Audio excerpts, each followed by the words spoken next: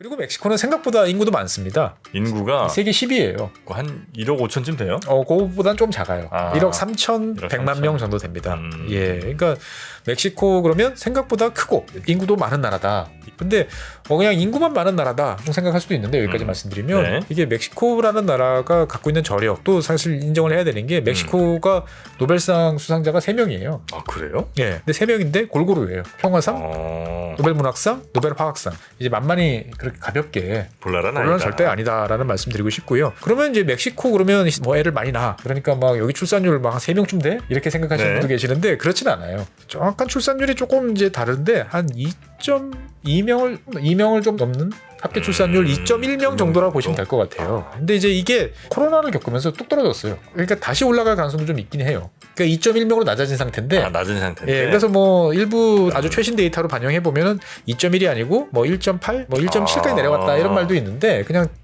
아직 거기는 좀 많이 나간 것 같고 그냥 한 2명 내외 정도. 안 높네 생각보다. 근데 이제 생각보다는 안 높은데 네. 이 나라가 이제 되게 젊고 뭐 많이 나을 것 같은 이유 중에 하나는 뭐냐면 초산 연령이 되게 낮아요. 21~22살에 그냥 나와버리는군요. 그러니까 결혼 뭐 22살 뭐 좀 해서 24살 평균적으로. 최주영 박사의 지구본 연구소, 오늘도 흥미로운 글로벌 세계 이야기 전해드리겠습니다. 반갑습니다, 정프로고요. 네, 최준영입니다. 네.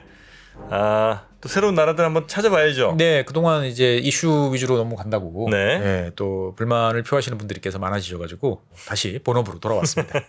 어떤 나라 한번 디벼볼까요? 예, 사실 이제 뭐 저도 그렇고 여러분들도 그렇고 좀 뭐 한 달쯤 저랑 같이 공부를 좀 하면 좋을 나라. 네. 예, 멕시코를 이야기를 좀 해보려고 합니다. 메히코. 네, 코는 이제 미국 밑에. 그렇죠. 네. 뭐 항상 어릴 때부터 영화 보면은 많은 범죄 영화, 여러 영화에 보면은 미국에서 도망가. 예, 닥쳤던 뭐 쳐다본다 하는 맞아요. 모습이 항상 그 멕시코 국경이었죠. 국경 넘으면 이제 예, 못 잡고. 갑자기 막 모래먼지 확 피어나면서. 네. 예. 근데 이제 멕시코에 대해서 제가 이렇게 좀 관심을 가져보자라고 이제 말씀드리는 이유는 어떻게 보면 요즘에 세계가 이제 바뀌고 있잖아요. 네네. 뭐 여러 가지가 있습니다만, 자관 시장 있는 곳에 투자해라.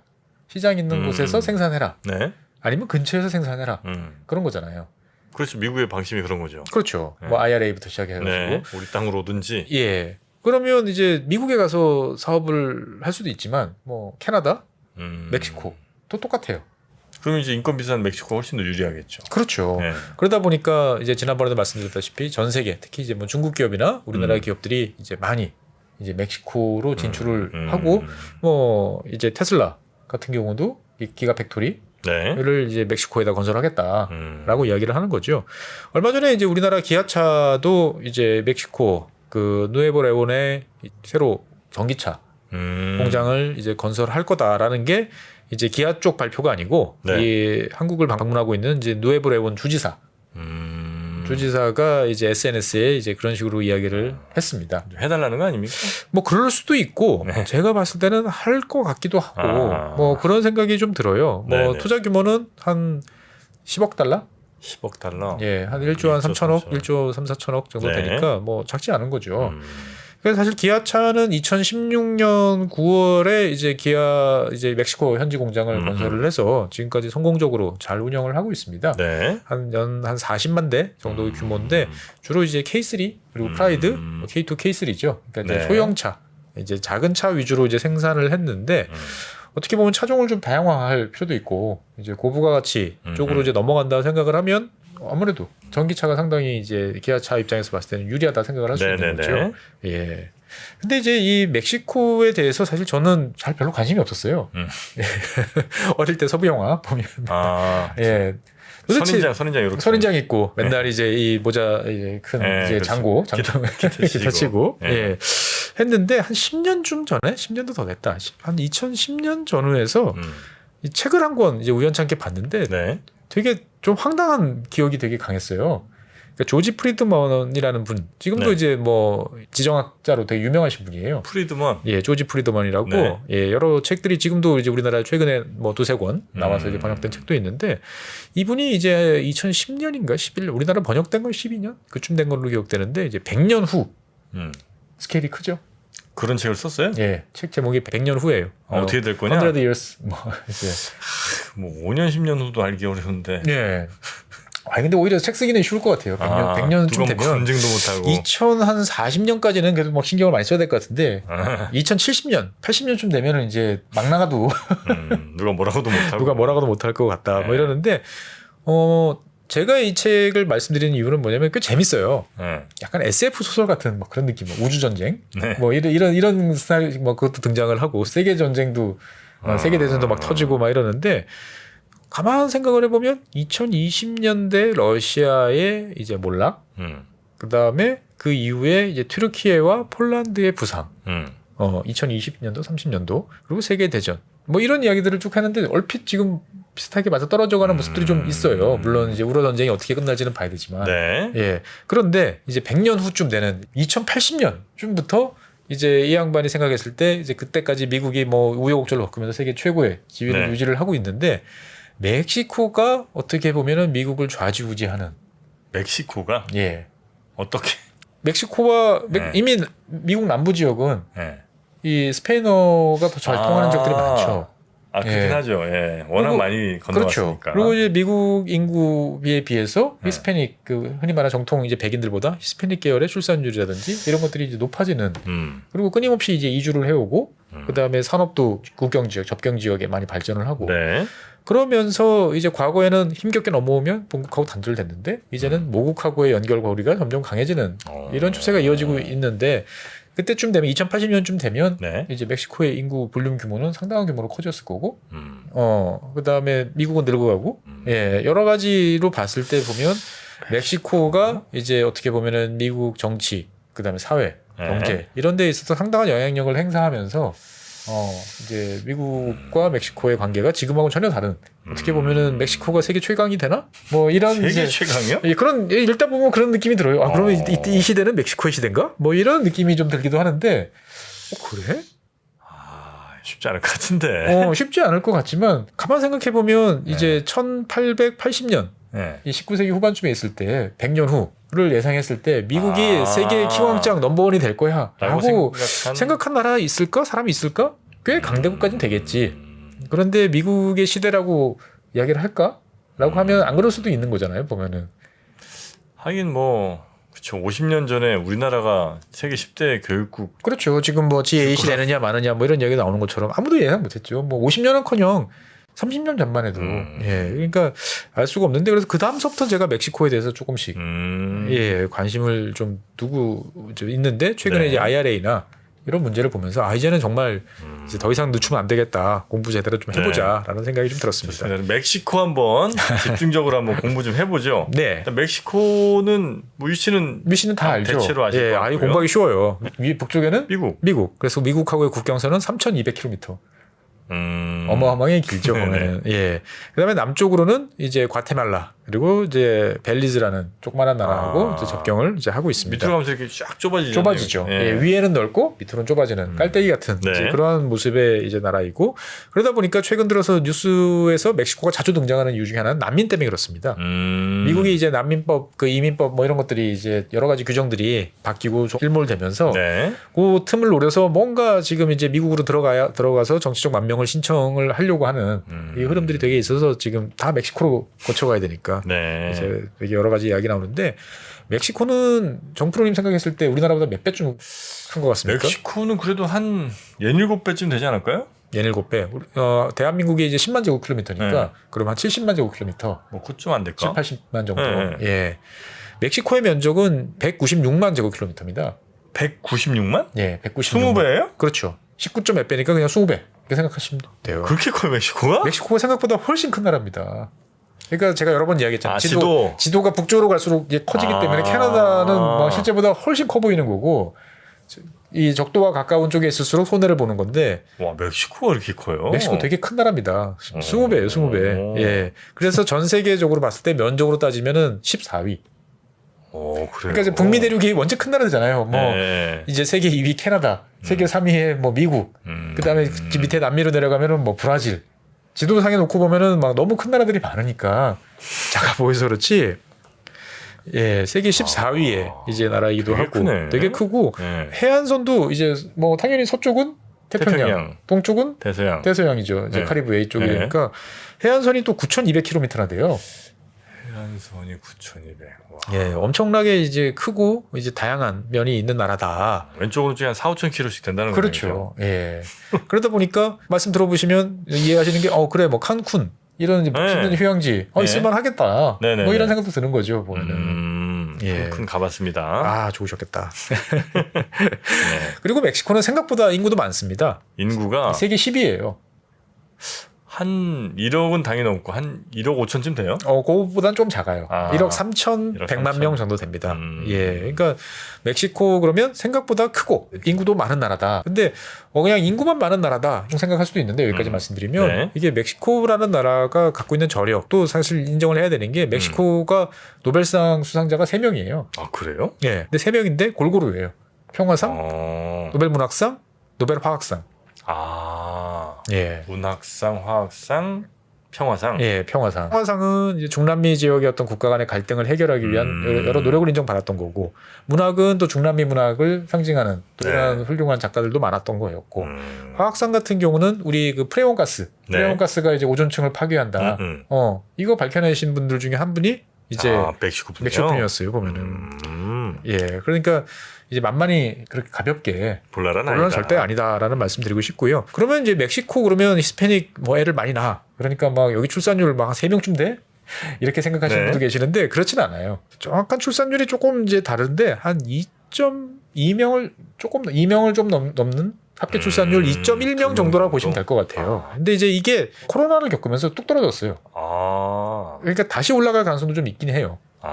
2.1명 정도였다가 코로나 때 좀 그러니까 2.1명으로 낮아진 상태인데 낮은 상태인데. 예, 그래서 뭐 일부 데이터에 따르면 이제 아주 최신 데이터로 반영해 보면은 2.1이 아니고 뭐 1.8, 뭐 1.7까지 내려갔다 이런 말도 있는데 그냥 아직 거기는 좀 많이 나간 것 같고 그냥 한 2명 내외 정도. 안 높네 생각보다. 예. 근데 이제 생각보다는 안 높은데 네. 이 나라가 이제 되게 젊고 뭐 많이 나을 것 같은 이유 중에 하나는 뭐냐면 그 초산 연령이 되게 낮아요. 21~22살에 그냥 나와버리는군요. 그러니까 결혼 뭐 21~22살 뭐 좀 해서 24살 평균적으로. 예, 우리나라 같은 경우는 여성분들의 초산 연령이 이제 31세, 31살입니다. 그러니까 우리보다 한참 이제 젊을 때 애를 낳고 네. 같이 다니고 가족들이 이제 움직이는 모습들을 자주 보다 보니까 훨씬 더 높아 보이는 이제 그런 면이 있는데 생각보다는 좀 낮고. 네. 그다음에 멕시코라고 그러면은 되게 낙후되고 좀 덜 떨어진 뭐 이런 이제 막 이제 느낌이 좀 있죠. 예, 풀뭉치들이 막 돌아다니는 이런 거 생각하시는 분들이 많은데 그렇지 않습니다. 전체 인구의 85%가 이제 도시에 85%가요? 예, 도시화율이 85%예요. 그래요. 그리고 이제 6대 도시라고 하는 멕시코시티, 과달라하라, 몬테레이, 그다음에 부에블라, 뭐 이런 티후아나 이런 도시들의 이 인구 비중이 전체 인구의 이제 한 30%.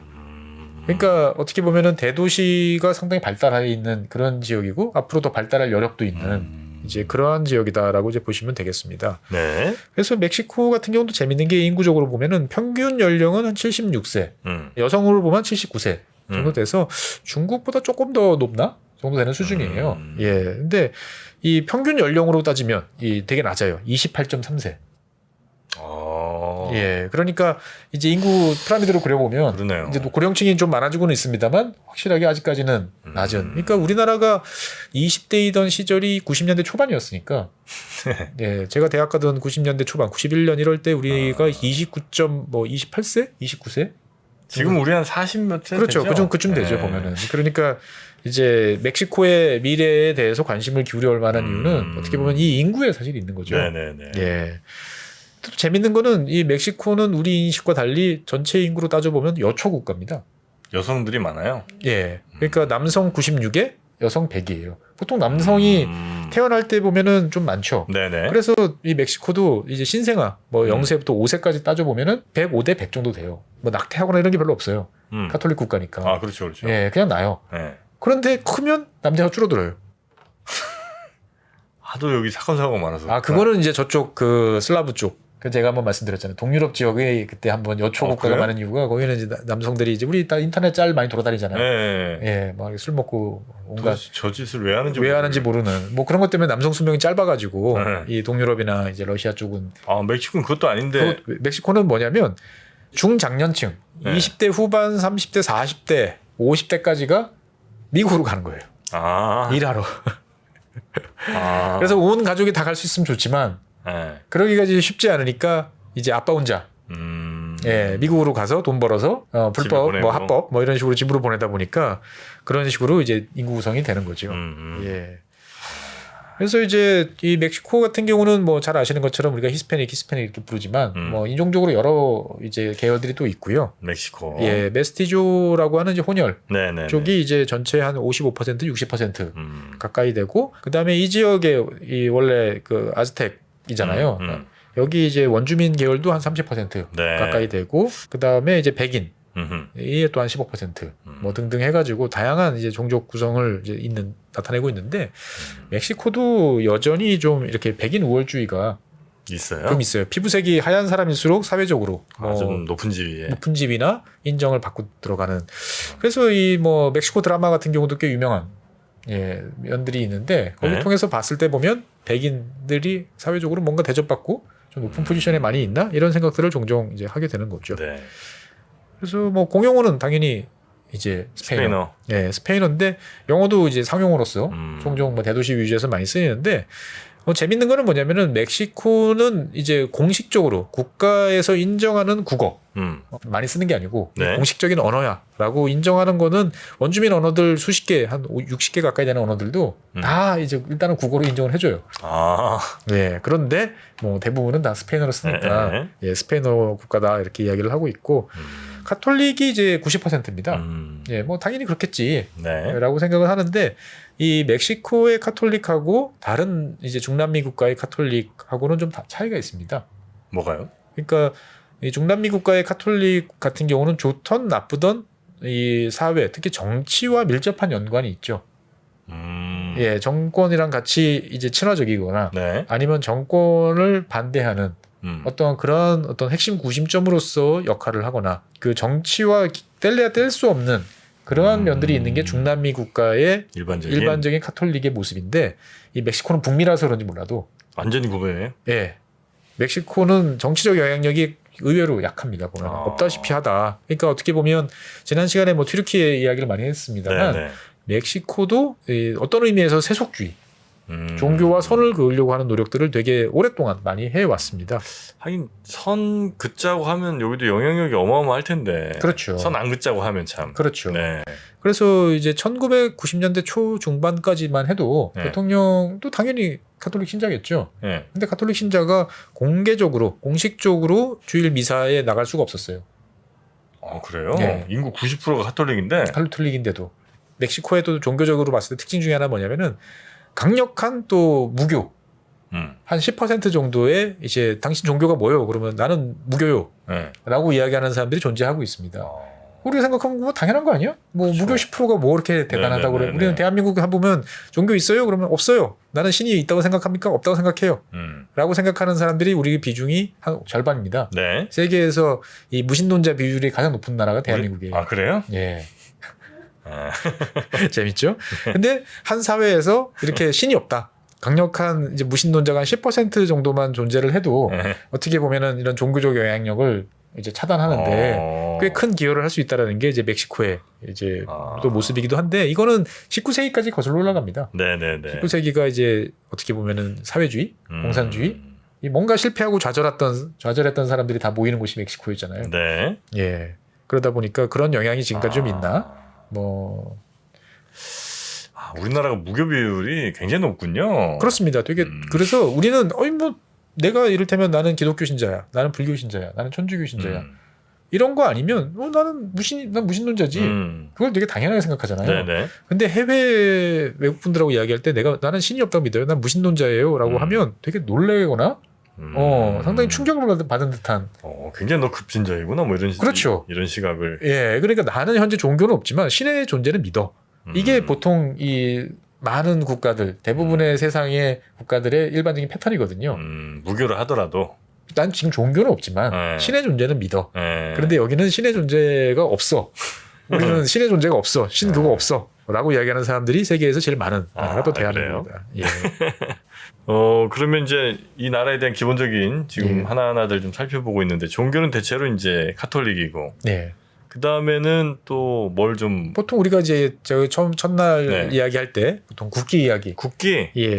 멕시코. 네, 멕시코 국기 같은 경우 보면은 네. 이제 초록, 하양, 빨강 이렇게 됩니다. 아 삼색인가요? 여기도? 예, 삼색입니다. 아. 예, 새로 이렇게 돼 있죠. 네. 돼 있는데 이탈리아 국기랑 되게 비슷해요. 이탈리안 파랑, 하양, 빨강인가? 예, 예. 아, 예, 상당히 이제 비슷하죠 보면. 네네네. 근데 이제 가장 큰 차이가 가운데에 저 국장이라고 네. 그러죠. 아 예. 그래 저거 본 거 같아. 예, 저 문양이 있어요. 저게 이제 가장 큰 이제 차이라고 보시면 되겠습니다. 뭘 그린 거죠, 이게? 저게 뭐냐면은 독수리가 뱀을 물고 선인장에 호숫가에 있는 선인장에 이제 있는 그런 모습입니다. 독수리가 뱀을 물고 뱀을 문 독수리가 멕시코 선인장 많잖아요. 네, 앉아 선인장인데 있고 근데 그 옆에 호숫가예요.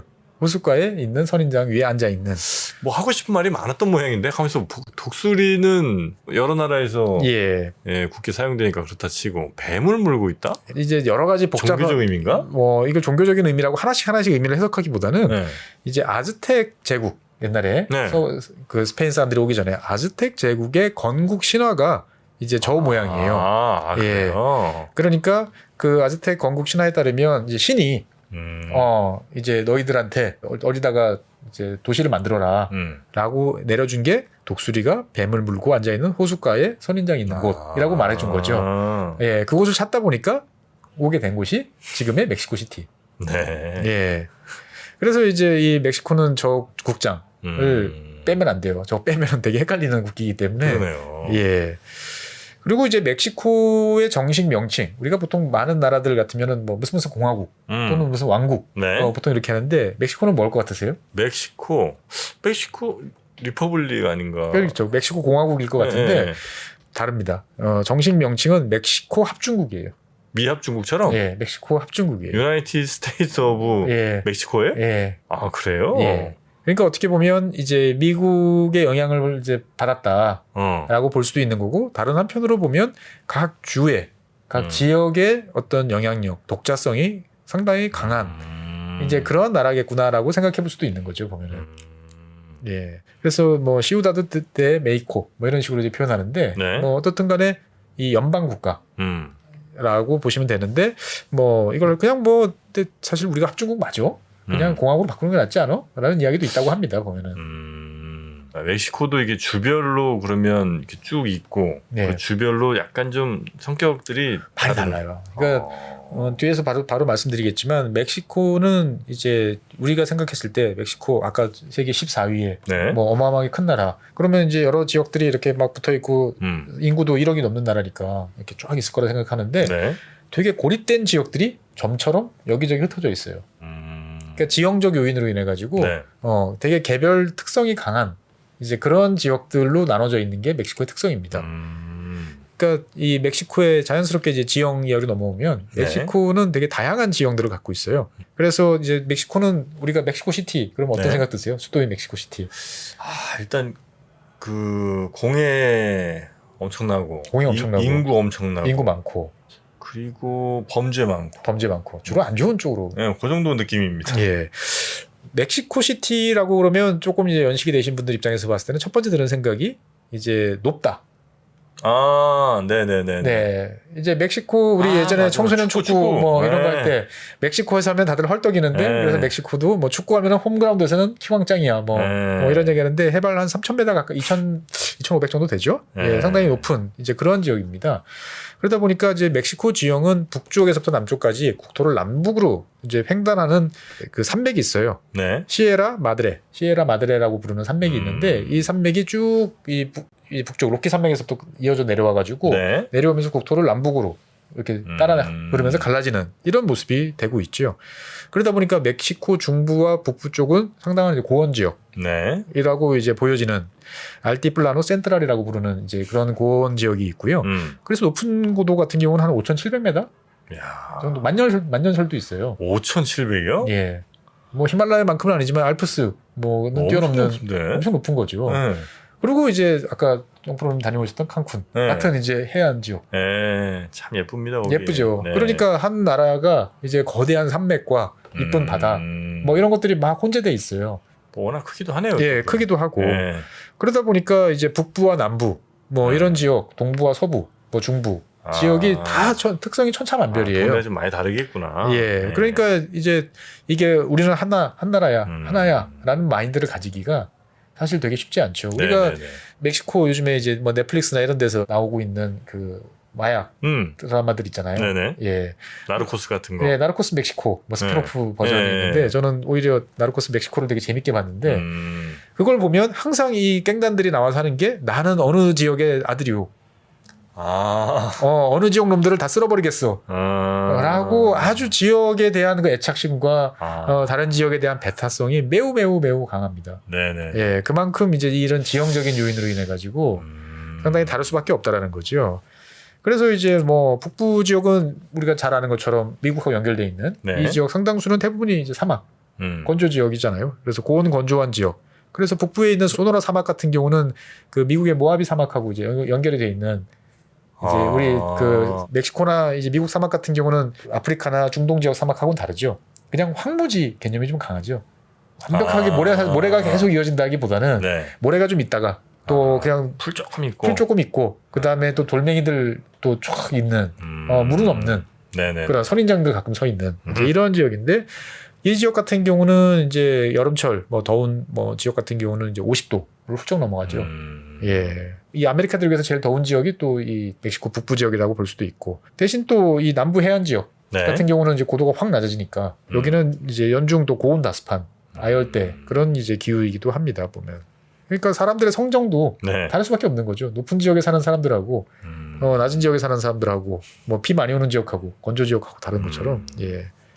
그래서 멕시코 시티 같은 경우는 이제 높은 지역에 있죠. 그래서 멕시코 기후를 이야기할 때는 주로 멕시코 시티 기후를 가지고 이야기를 하는데 그건 좀 선선하겠어요. 그렇죠. 연중 이제 우리나라로 따지면 초여름에서 늦가을 살기 좋으니까 이제 이렇게 오는 지역인데 이 멕시코를 전체적으로 봤을 때 이 남쪽 지역, 뭐 멕시코 시티도 포함한 이제 이쪽 지역에서는 지진이 되게 잦습니다.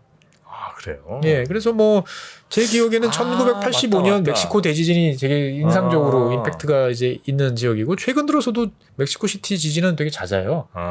예, 그래서 일본만큼은 아니지만 멕시코도 이제 지진에 대해서 되게 대비를 많이 하고 있고 그래서 지진의 이 스케일에 비해서는 피해가 상대적으로 그나마 좀 적은. 뉴스는 생각해보니까 진짜 멕시코 관련 지진 뭐 이렇게 해갖고 몇 번 있었던 것 같아요. 그렇죠. 그래서 1985년 멕시코 지진이 되게 컸어요. 그래서 수도가 완전 초토화되는.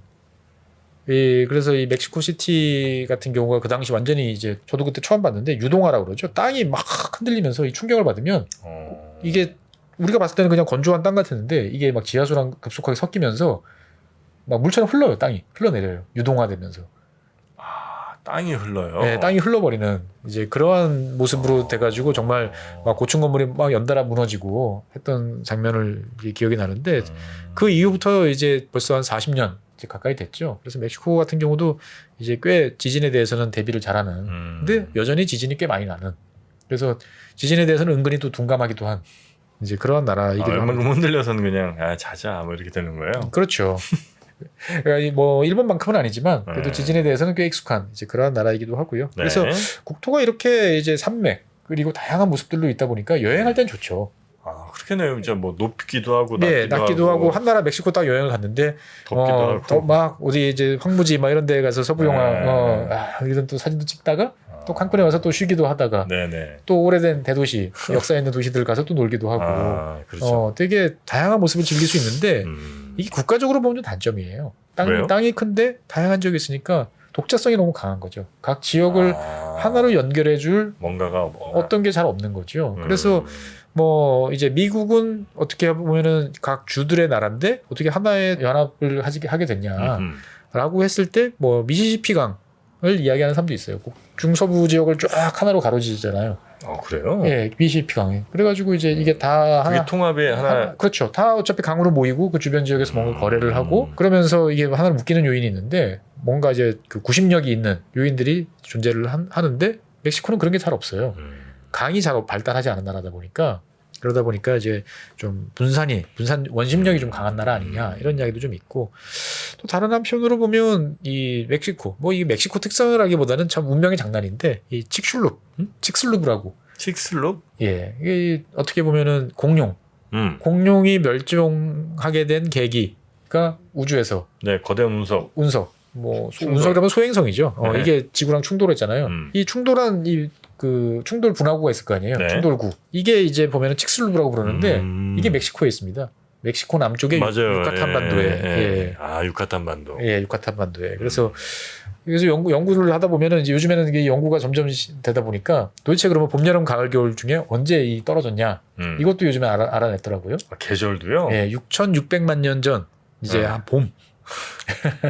아, 뭐 씨가 이렇게 좀 많이 있었나? 꽃피는 봄. 이제 그 당시에 이제 그 애들 먹던 이런 거라든지 꽃가루 이런 걸 보면 이제 그렇게 나오는 모양이에요. 그래서 지름 한 10km 정도 되니까 상당히 네. 큰 거죠. 이게 이제 딱 떨어졌는데 네. 이게 떨어지면서 이제 이 칙슐루브라고 하는 이 분화구가 이제 충돌구가 만들어졌는데 이게 185km에 한 11km 정도의 이제 구덩이가 만들어진 거죠. 근데 하필 이게 또 운명의 장난이더라고요. 왜요? 이게 만약에 몇 시간만 늦게 떨어졌으면 네. 공룡이 아직까지 다 살아있을지도 몰라요. 아, 바다 한가운데로 떨어졌으면? 그렇죠. 이게 지구는 돌잖아요. 네. 지구는 도는데 이게 탁 떨어졌는데 이게 지금 멕시코의 이제 유카탄 반도 쪽이 아니라 한두 시간만 늦게 떨어졌으면 태평양 어디? 대서양 쪽에 아, 떨어졌어요. 대서양 쪽에. 예. 그러면 이제 일부 지역에 이제 쓰나미가 좀 몰려와서 이제 뭐 피해를 입었겠지만 뭐 이런 어마어마한 폭발로. 어마어마한 것은 아니었을 거다. 그리고 이 각도도 또 되게 중요한데 들어오는 각도가 아주 얕게 들어오느냐 아니면 거의 수직으로 들어오느냐 여러 가지가 있는데 과학자들이 시뮬레이션을 해보니까 한 60도 정도로 들어왔을 때 네. 가장 이 파편이나 이 뭐 튀는 게 많더라는 거죠. 근데 하필 60도로 들어왔어요. 아, 그래요? 예, 그리고 이 지역에 이제 황 이런 것들이 많이 묻혀 있는 하필 네, 이 네. 유카탄 반도 이 지역에.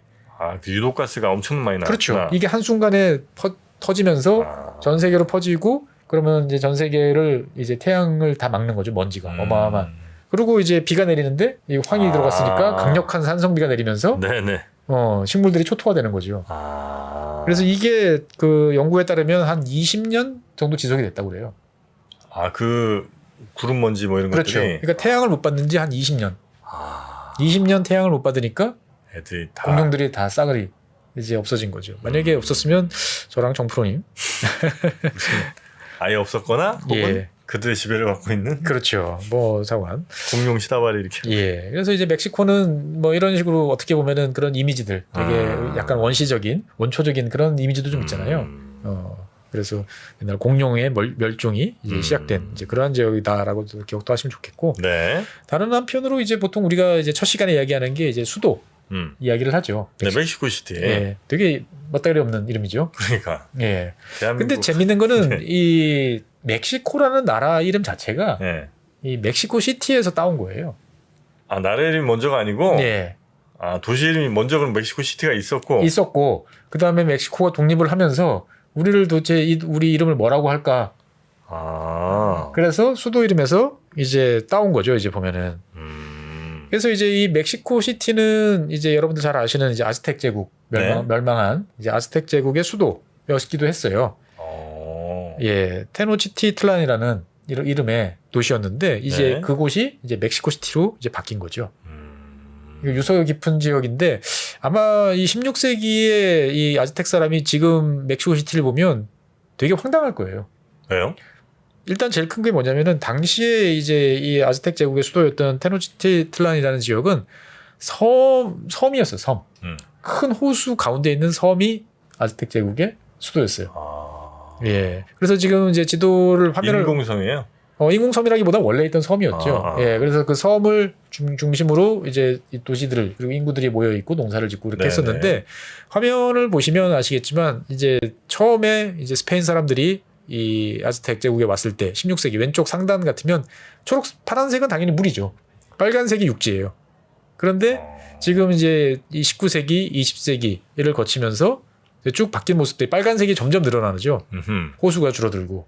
저거는 그냥 이렇게 채운 거겠죠? 모래 같은 걸로. 물을 빼낸 거죠. 물을 뺐어요? 예, 물을 빼내서 이제 땅을 이제 점점 더 많이 만들어내는 이제 그러한 이제 작업을 해서 만들어진 지역이 멕시코 시티예요. 그러니까 어떻게 보면 지금 멕시코 시티는 이제 호수 바닥에 이제 위치한 이제 그러한 지역이죠. 그러다 보니까 문제점들이 많아요. 멕시코 시티는 이제 멕시코 시티 로 따지면 인구가 한 920만 정도 됩니다. 해발 2,200m고 인구가 한 920만인데 면적은 이제 한 1,500제곱킬로미터 정도 되니까 서울의 한 2배 반 네. 정도 되는 지역인데 주변 지역, 뭐 수도권이죠. 수도권이라고 할 만한 지역들을 합해보면 인구가 한 2,300만 정도 되는 이제 되게 메가로폴리스, 우리 네. 수도권만큼 이제 큰 이제 그런 지역이기도 한데 이제 이 사람들이 점점 이제 멕시코시티로 이제 몰려들다 보니까 땅이 필요하니까 계속 이제 저 호수를 메꾸고 네. 물 빼내고 해서 했던 거죠. 근데 그러다 보니까 이제 문제점이 뭐냐? 아까 정프로님이 이제 멕시코시티 하면 생각나는 게 대기오염. 대기오염이 생긴 이유가 저렇게 네. 호수가 생긴 이유가 이 멕시코시티가 있는 지역은 반건조 지역이에요. 물이 그렇게 많이 있지 않은 지역인데 저기가 완전 분지 지역입니다. 네. 분지 지역이니까 주변에 비가 내리면 쭉 모여서 이게 호수가 만들어지는 거죠. 예, 그래서 원래는 호수가 이 아즈텍 시절에는 한 5개 정도로 있다가 이제 건기 때는 그래서 우기 때 돼서 비가 좀 많이 오면 하나로 연결됐다가 이제 이런 거였는데 저거를 이제 싹 물을 빼버리고 나니까 네. 정작 이제 물이 없는 거예요.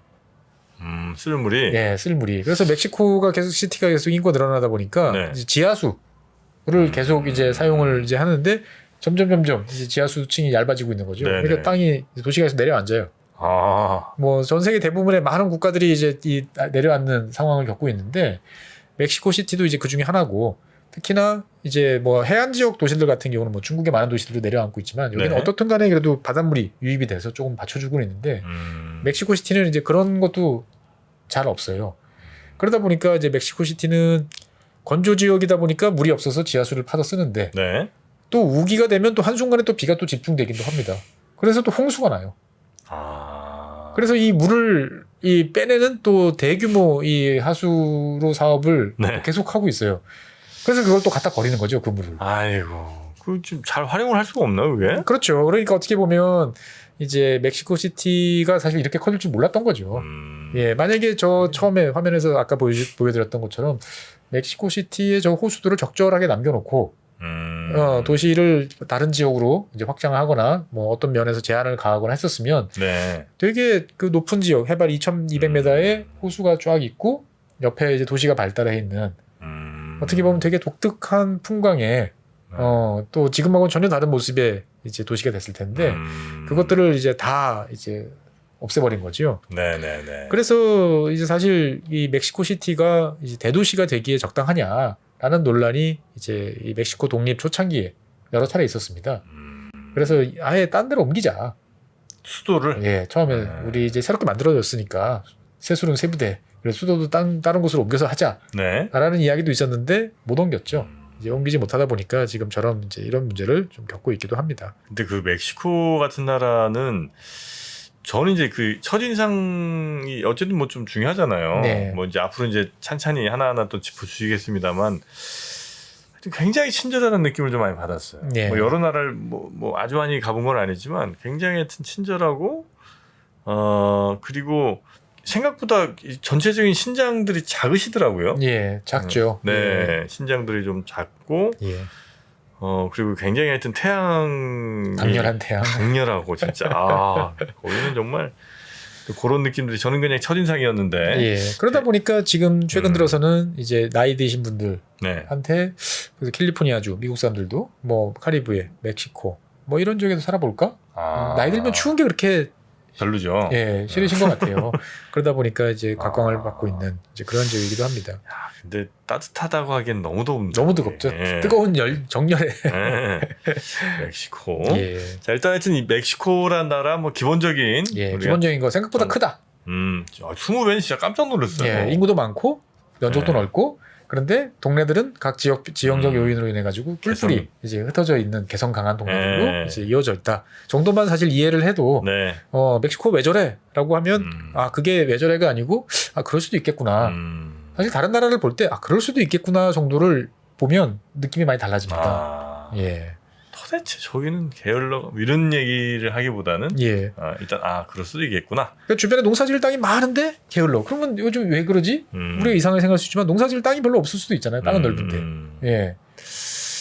자, 그러면 저희는 앞으로 멕시코 이야기를 멕시코도 뭐 워낙 할 얘기 많죠. 할 얘기 많죠. 예. 그리고 뭐 체게바라 좋아하시는 분들은 그래 거기서 또 암살당했지 뭐 이런 것도 있고. 네네. 또 예술이나 또 미술 좋아하시면 또 멕시코 독특한 또 이 화풍들이 또 존재를 하기도 하고. 미국이랑 또 땅 갖고 싸운 것도 있고. 그렇죠. 그다음에 또 최근에 IRA나 이 투자 관련해서 이제 보시면 또 그럼 멕시코는 도대체 어디에 해야 되나, 땅 사야 되나, 뭐 이런 얘기를 할 수도 있는 거고. 네네네. 예. 자, 멕시코 역사도 상당히 또 재밌습니다. 보면. 네. 자, 그러면 저희는 다음 시간에 멕시코 이야기 계속해서 이어서 전해드리겠습니다. 함께해 주신 법무법인 율촌 최준영 박사님 대단히 고맙습니다. 네, 감사합니다. 장 시작 전부터 종료까지 쏟아지는 수많은 뉴스와 정보들. 이 중에서 어떤 것이 투자에 정말 도움이 되는 정보일까요? 3프로의 증시 셔터맨 박근영 마스터가 직접 정보를 선별하고 투자의 힌트를 드립니다. 시간도 아끼고 투자 아이디어도 얻는 시간, 박근영 부장의 마켓 힌트와 함께 하세요. 자세한 사항은 3프로 TV 앱과 홈페이지를 확인하세요.